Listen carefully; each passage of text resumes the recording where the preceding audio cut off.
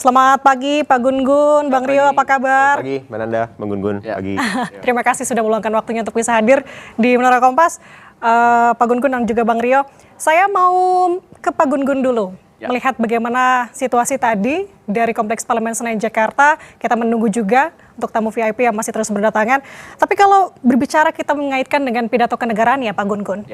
Ini kan ibaratnya kita menantikan kejutan apa nih, khususnya yang akan disampaikan oleh Presiden ya.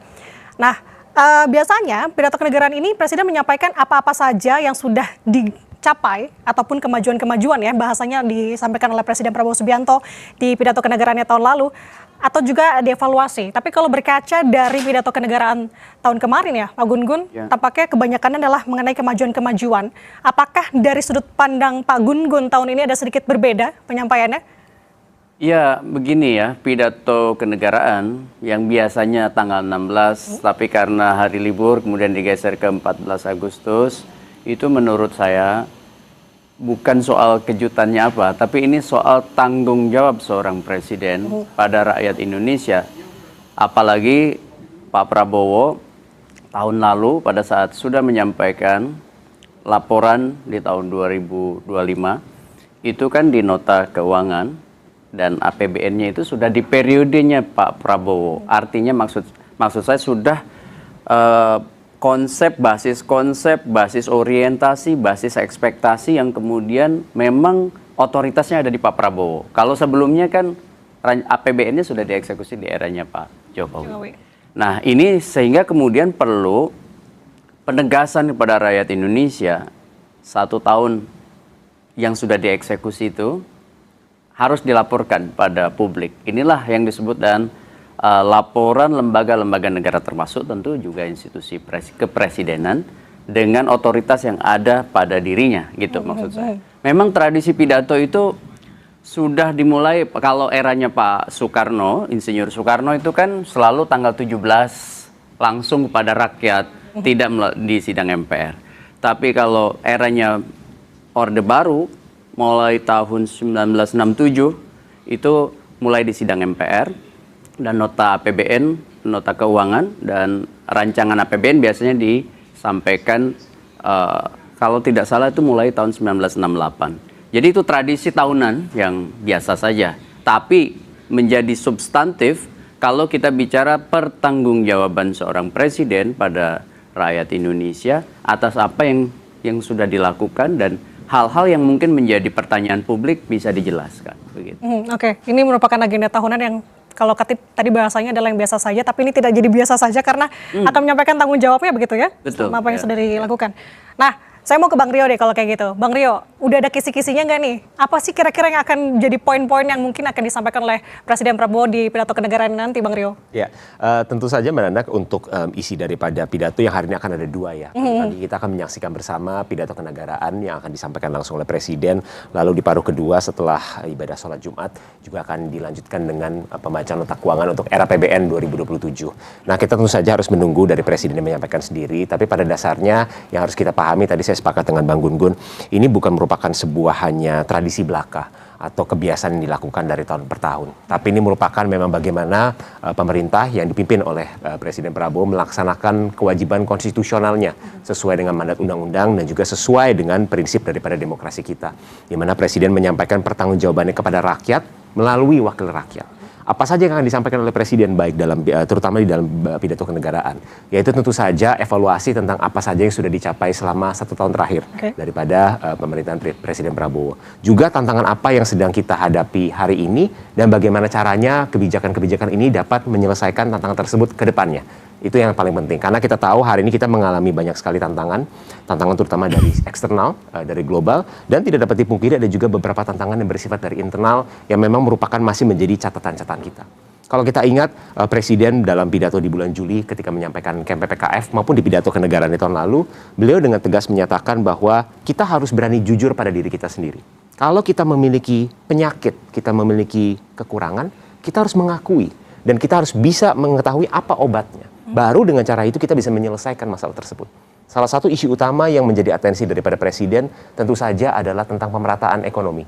Kita mengalami pertumbuhan yang cukup baik dalam beberapa tahun terakhir, selalu di atas 5%, tapi Presiden selalu menyatakan bahwa angka kemiskinan masih tinggi. Dan artinya belum semua orang merasakan dampak daripada kemerdekaan. Jadi prinsip-prinsipnya adalah tentu saja bagaimana caranya menyelesaikan masalah pemerataan ekonomi tersebut. Itu yang kami percaya akan menjadi spirit utama daripada pidato Presiden untuk pidato kenegaraan.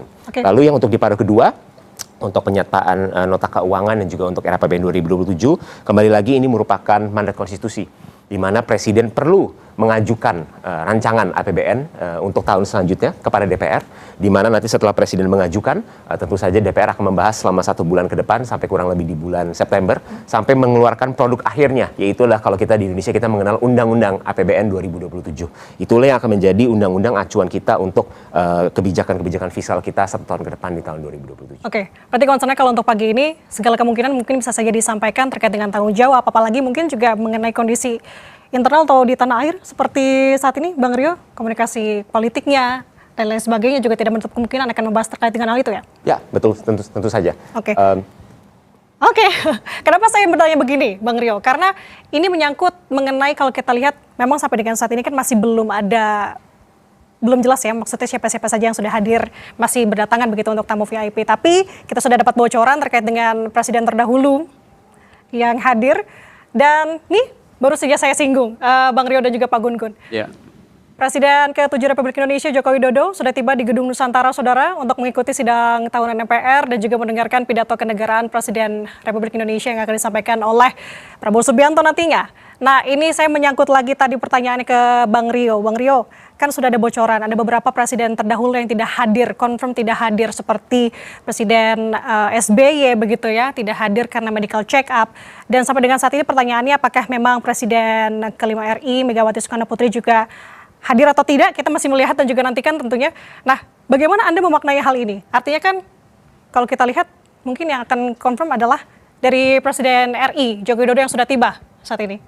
Ya, jadi memang kalau memang secara kita kan selalu setiap kali ada agenda kenegaraan itu pasti seluruh presiden-presiden terdahulu yang telah menjabat, wakil-wakil presiden terdahulu yang pernah menjabat, pasti semuanya akan selalu diundang. Nah, kami tentu saja mengerti dan juga ada beberapa dinamika mungkin terkait dengan agenda masing-masing, seperti Pak SBY yang kebetulan sudah disampaikan beliau sedang ada pengobatan, ada medical check up di Amerika Serikat, maka berhalangan untuk hadir, maupun dengan dinamika-dinamika lain yang mungkin kami menyadari bahwa pasti agenda daripada para mantan-mantan kepala negara terdahulu juga pasti padat. Jadi tentu saja kami berharap semuanya dapat hadir, tapi tentu saja kami juga menghormati dan mengembalikan kepada masing-masing daripada mantan kepala negara apakah memang dapat menghadiri agenda pidato kenegaraan pada hari ini atau tidak.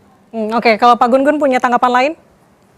Ya, ini kan namanya momentum symbolic convergence. Yes. Momentum di mana kesadaran bersama itu dibagikan ke rakyat, ya kan?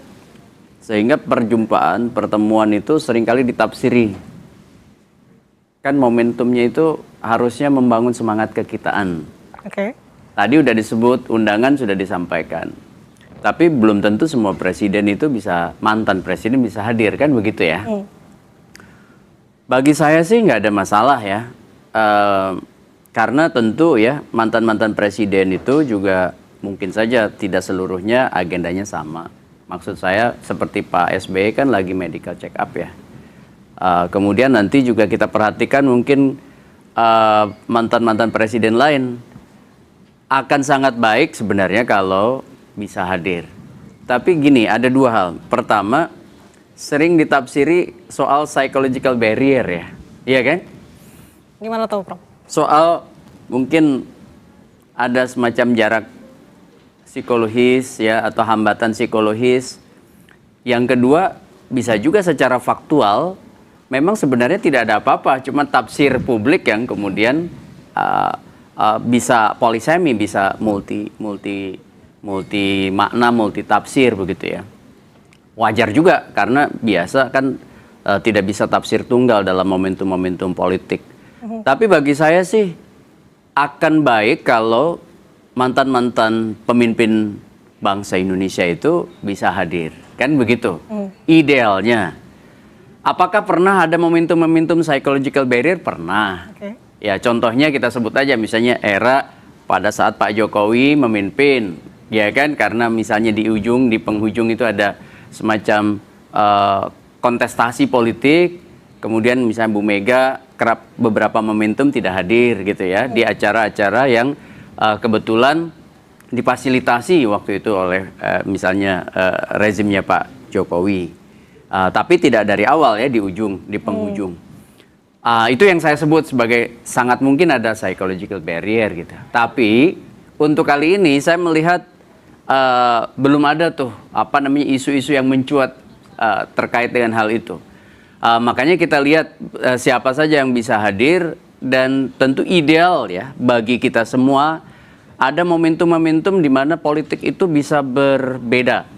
Contohnya misalnya dalam kontestasi elektoral, ya itu bisa aja berkontestasi sangat keras sekalipun.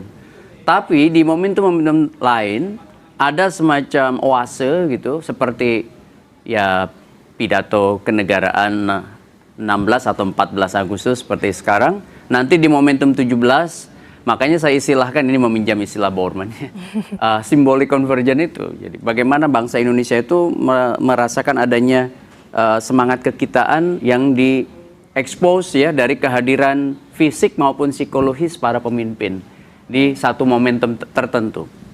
Contoh misalnya di beberapa negara demokrasi kan memang kontestasi biasa, tapi ada momentum tertentu, momentum kebangsaan yang orang bisa hadir bersama. Jadi ya itulah hakikat dari demokrasi, berkompetisi dan membangun sinergi di sisi yang lain gitu. Sekalipun sinergi itu tidak harus selalu berada dalam satu kongsi. Bisa yang disebut dengan kritik yang sekalipun tajam gitu ya. Tapi kemudian ada momentum yang bagaimana para pemimpin itu bisa memberi semacam inspirasi bahwa politik itu memang bisa berbeda, tetapi di hal-hal tertentu bisa punya titik temu. Seperti misalnya ini momentum kenegaraan. Ya, sidang tahunan MPR ini kan momentum kenegaraan ya. Sehingga kemudian bisa jadi semacam pesan bahwa bangsa Indonesia itu memang sudah berada di level demokrasi yang mengarah pada arah yang tepat. Salah satu indikatornya apa gitu? Ya banyak ya, keberfungsian pemerintah. Kemudian bagaimana proses politik, elektoral, dan pluralisme itu terbangun. Kemudian partisipasi politik.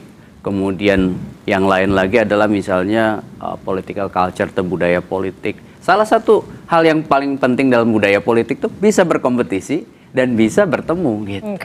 Oke, saya tangkap maksudnya dari Pak Gun-Gun. Tapi meski begitu ya Pak Gun-Gun dan juga Bang Rio, informasinya tahun ini sedikit berbeda karena ada tamu undangan khusus yang memang diundang langsung oleh Presiden Prabowo Subianto. Katanya ada 8 tamu undangan, Bang Rio. Siapa-siapa saja nih yang rencananya, ini bocorannya disampaikan oleh Ketua DPR RI, Puan Maharani, beberapa waktu lalu. Ya, itu tentu saja nanti kita akan lihat bersama-sama ya, tamu undangannya siapa saja. Tapi memang ini kan merupakan, sekali lagi, merupakan sebuah, bukan hanya selebrasi, tapi merupakan sebuah momentum penting dalam kita dalam bernegara dan dalam berdemokrasi.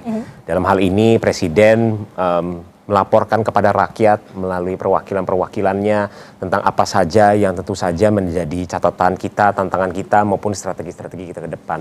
Nah, tapi yang ingin saya sampaikan di sini Mbak Nanda adalah bahwa kita juga harus objektif dalam ketika kita menilai apa yang memang sudah baik, apa yang memang masih kurang baik dalam catatan kita. Seperti kalau kita lihat baru saja BPS ini mengeluarkan data tentang pertumbuhan ekonomi kita misalnya di kuartal kedua yang mencapai angka 5,29% dengan inflasi yang relatif terkendali di angka 2,8%, tingkat pengangguran yang mencapai angka terendah dalam beberapa tahun terakhir di angka 4,65%. Ini merupakan bentuk capaian-capaian tentu saja harus kita apresiasi.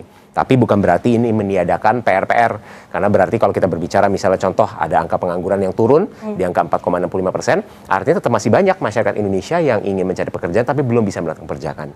Lalu kita juga Presiden mengetahui dengan betul bahwa salah satu tantangan kita hadapi juga adalah dalam struktur tenaga kerja kita. Di mana hari ini kalau kita berbicara mungkin sekitar 60% tenaga kerja kita itu masih berada di sektor informal. Dan kalau kita berbicara apa sih tujuan daripada pidato kenegaraan ini? Ini kan dalam rangka kita menyongsong bagaimana Indonesia bisa menjadi sebuah negara yang maju, sebuah negara yang makmur. Indikasi daripada sebuah negara yang maju sebagai sebuah negara yang makmur adalah negara yang mempunyai pendapatan per kapita yang tinggi. Artinya negara yang memiliki masyarakat sejahtera. Artinya negara yang memiliki kelas menengah yang tebal. Nah, ini merupakan tantangan-tantangan nih. Bagaimana kita bisa menciptakan sebuah kelas menengah yang tebal, yang baik, yang makmur, yang sejahtera. Caranya cuma satu, kita harus bisa melahirkan apa yang kita sebut sebagai high paying jobs atau pekerjaan-pekerjaan berkualitas. Caranya bagaimana supaya lapangan pekerjaan itu berkualitas datang? Satu, kita harus mengejarkan investasi yang kita sudah mencapai target, kurang lebih kita sudah mencapai 1.000 triliun di paruh pertama tahun 2026. Ini terus digencarkan, tapi dalam jangka panjang, Mbak Nanda, kita harus ingat juga, kita juga harus mempersiapkan tenaga kerja kita. Karena kalau tidak, kita tidak dapat berkompetisi dengan negara-negara lain, ya kan? Nah, inilah kenapa tujuannya ada program seperti makan bergizi gratis, di mana tujuannya adalah jangka panjang kita berinvestasi pada human capital kita, supaya anak-anak kita bisa tumbuh besar, dapat bersaing dengan anak-anak dari negara manapun. Pak Gun, bagaimana tanggapannya? Ya, ini kan yang sering kita dengar ya dari teman-teman yang memberi dukungan pada pemerintah, dan dalam banyak hal ada 3 catatan penting ya, yang mungkin bisa terjawab juga oleh Pak Presiden. Pertama, soal governance-nya, gitu ya. Contoh misalnya tadi udah disebut soal human capital. Antara lain tadi Bang Rio bicara soal MBG ya. Nah, kan kita lihat governance-nya kemarin bermasalah. Gitu. Mungkin niatan awal bagus, tetapi dalam konteks governance itu harus dievaluasi. Tata kelola. Ya, dalam konteks tata kelola, kita bisa lihat misalnya bagaimana satu kebijakan yang sifatnya nasional itu harusnya kan dimulai dari setelah gagasan itu mau direncanakan, kemudian dieksekusi, ada piloting, ya kan? Kemudian kemudian ada wilayah target yang tepat seperti 3T. Baru kemudian jadi satu program nasional. Kalau itu jadi program prioritas, yang penting kemudian menjadi satu program bersifat nasional, proses transisi untuk kemudian dieksekusi secara nasional itu kan perlu tahapan.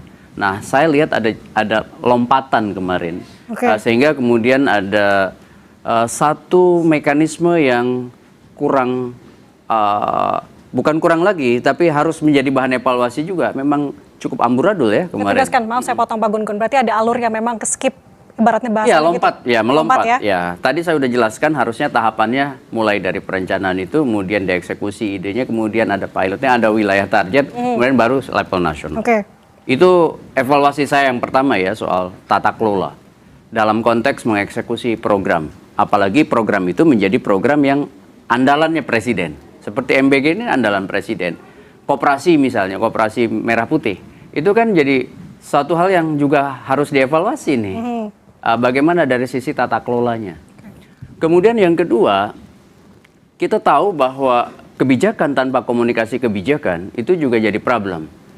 Presiden sudah mengakui seingat saya April 2025, itu bahwa salah satu persoalan yang bermasalah itu komunikasi kan. Nah, saya melihat perlu diperkuat lagi yang disebut dengan komunikasi presidensial. Komunikasi presidensial itu kan karakternya 3, ya kan? Pertama itu official resmi, yang kedua itu direktif, ya, memberi arahan ke bawah, ya kan? Kemudian yang ketiga otoritatif. Nah, dalam banyak momentum saya melihat ada sebenarnya opini publik yang kontroversial diragam komunikasi pemerintah, gitu kan? Contohnya misalnya, bagaimana pernyataan presiden ketika misalnya turun ke bawah, maksud saya Mbak Nanda, itu ke wilayah kerja-kerja teknokrasi komunikasi, entah itu di KSP, entah itu di Bakom ya. Pak Gun, maaf kita potong dulu, kita tahan dulu sebentar karena kita akan lihat dulu bagaimana situasi terkini di Kompleks Parlemen Senayan Jakarta. Kita sudah lihat nih ya, Pak Gun dan Bang Rio, Presiden Republik Indonesia Prabowo Subianto sudah tiba di Gedung Nusantara di Kompleks. Oh, ternyata Wapres Republik Indonesia Gibran Rakabuming Raka beserta istri sudah tiba. Tampaknya kalau ini sebentar lagi akan ada kedatangan presiden ya, sudah tiba bentar lagi seharusnya. Kalau misalkan melihat dari tahun lalu bagaimana alurnya. Nah, kita kembali lagi sembari melihat visual terkini, saudara. Wakil Presiden Republik Indonesia Gibran Rakabuming Raka sudah tiba di Gedung Nusantara untuk mengikuti sidang tahunan DPR. dan juga akan mendengarkan pidato kenegaraan yang nantinya akan disampaikan oleh Presiden Republik Indonesia Prabowo Subianto. Turut didampingi juga oleh Wakil Ketua DPR RI, beserta juga dengan anggota DPD RI, yang kemudian akan nanti diarahkan untuk masuk ke ruang rapat paripurna. Sembari kita melihat bagaimana situasi terkini dari Kompleks Parlemen Senayan Jakarta, kita lanjutkan dialognya tadi, Pak Gun-Gun, terkait dengan evaluasi. Ada 2 poin tadi yang sudah disampaikan. Ya, poin kedua tadi soal komunikasi kebijakan ya, karena dalam konteks negara demokrasi, kebijakan tanpa komunikasi kebijakan biasanya itu akan lahir kerusakan. Karena tidak dipahami, tidak mendapatkan dukungan gitu dari publik trust-nya rendah maksud saya. Nah, sehingga ini kemudian perlu jadi catatan.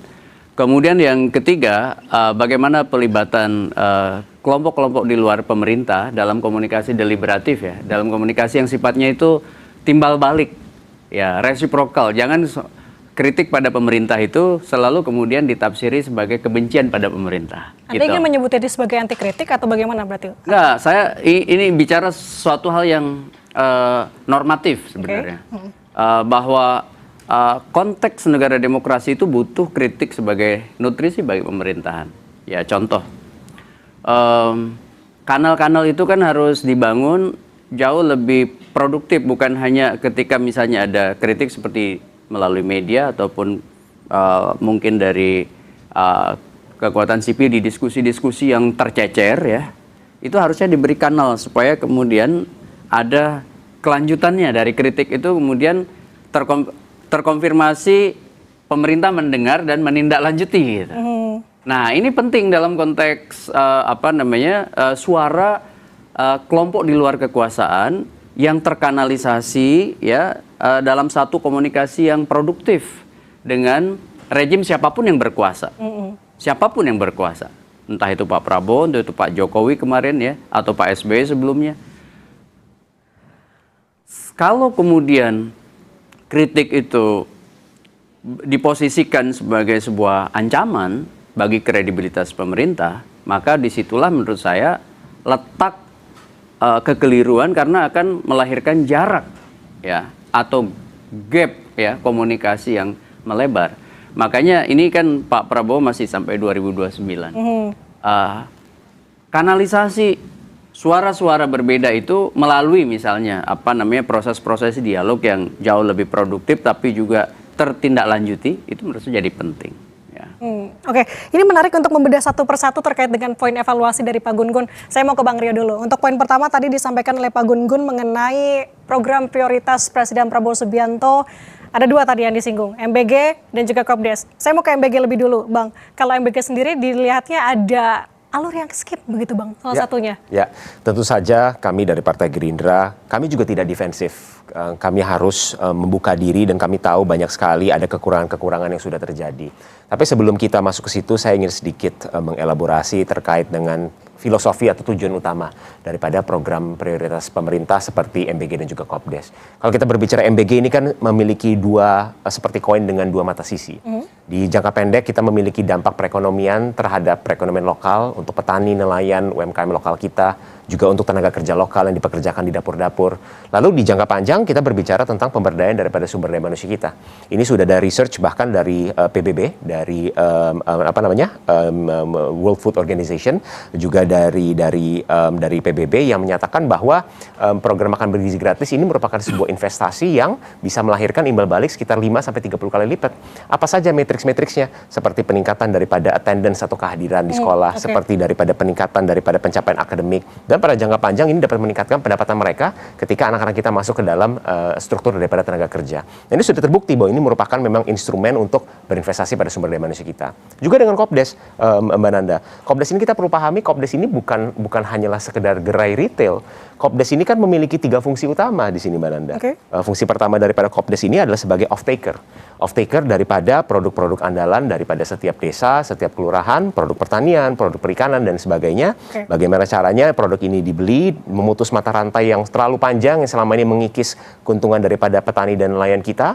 Juga lalu di on-board, lalu setelah dibeli dengan harga yang baik, ini juga dapat diintegrasikan kepada baik itu program prioritas pemerintah, seperti produk produk-produk pertaniannya masuk ke dalam program seperti MBG, produk-produk pertanian perikanan dapat disalurkan ke pasar nasional melalui gerai-gerai retail nasional, baik itu gerai Kopdes maupun gerai swasta lainnya, sampai diintegrasikan terhadap pasar ekspor. Itu fungsi pertama tuh, fungsi off-taking.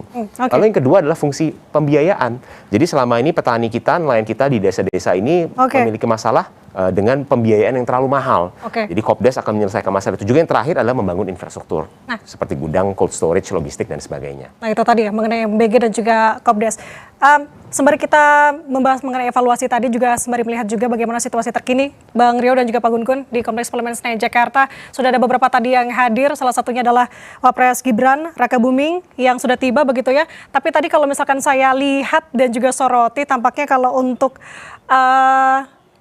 Gibran ya, kita akan memperlihatkan lagi saudara, bahwa tadi pas setibanya datang menggunakan mobil maung begitu.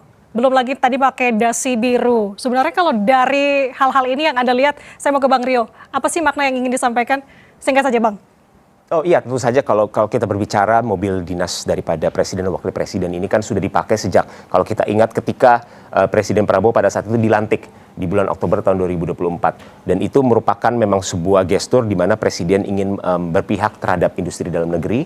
Kita belajar dari banyak sekali negara-negara yang tadinya tidak memiliki historis sebagai negara yang berbasis manufacturing atau berbasis otomotif, katakanlah seperti Tiongkok atau bahkan Vietnam. Kita belajar bahwa ternyata kita juga bisa. Dan kita mulai dengan Presiden memberikan contoh bahwa beliau menggunakan kendaraan yang dibuat oleh tangan-tangan daripada anak bangsa sendiri. Dan ini merupakan momentum tonggak supaya kita dapat berbalik arah, kita dapat menjadi bukan hanya negara yang berorientasi pada konsumsi saja, tapi kita juga dapat berorientasi negara yang berorientasi pada produksi. Dan ini sudah mulai terlihat. Kita berbicara kalau konsep hilirisasi dan industrialisasi yang selalu digencarkan oleh Presiden. Kita berbicara dari tambang nikelnya, lalu kita berbicara downstreamingnya untuk kita berbicara nikel ore, kita berbicara untuk baterainya, kita